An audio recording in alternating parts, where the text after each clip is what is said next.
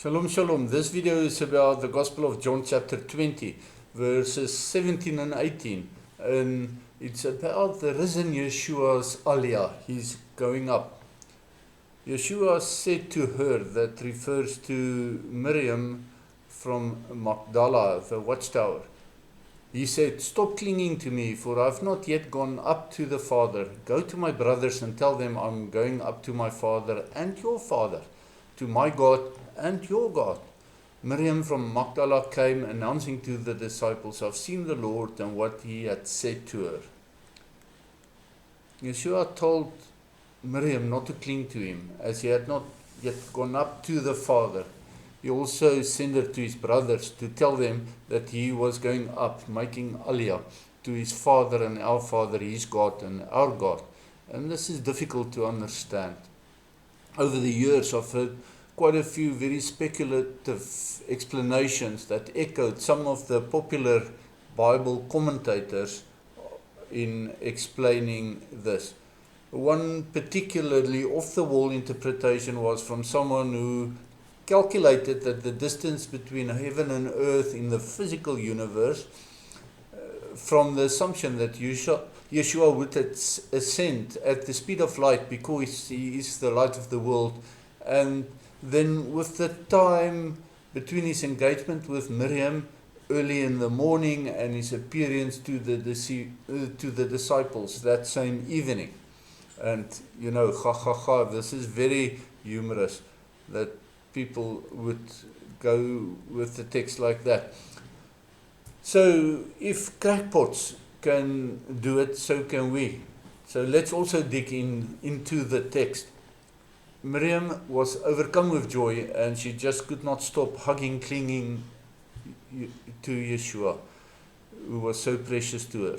I propose that his word to stop clinging or touching, from the Greek word haptu, that's Strong's word number 680, haptu is to modify or change something by touching it.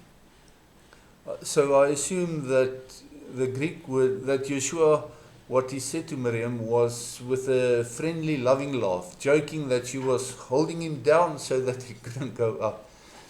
This is in contrast with the traditional, stricter interpretation that Miriam could somehow render Yeshua impure.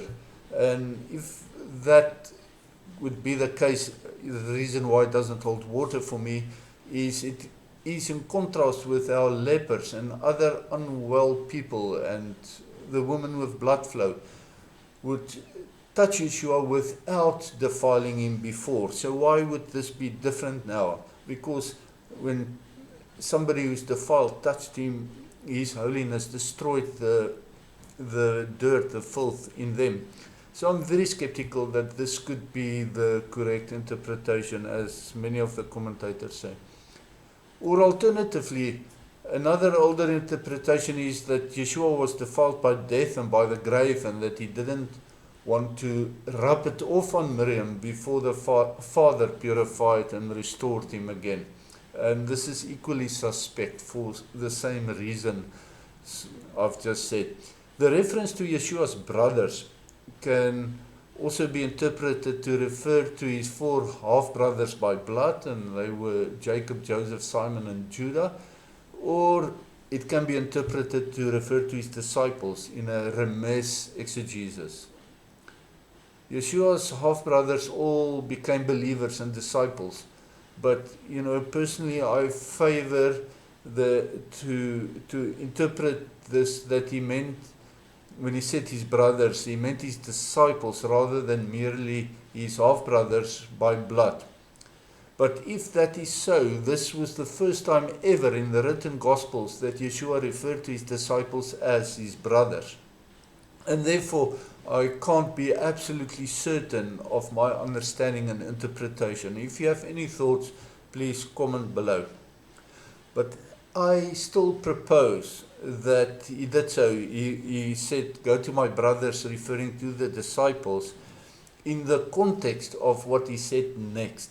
He said, "My Father and their Father," or "my Father and your Father." In this context, it's correct to extend brotherhood to all believers in Yeshua and walk in his ways in a drash extended exegesis, then all believers are brothers to Yeshua, because his Father is also our Father.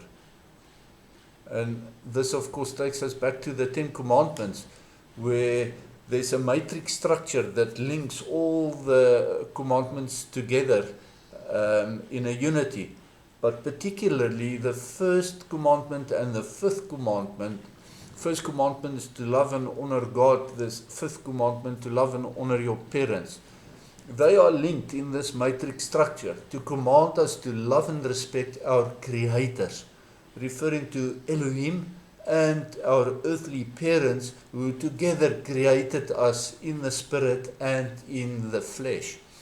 And this is how I understand this text. And with that, I hope I gave you something to ponder on. If you have any thoughts, please educate me as well through your comments below. Shalom, shalom.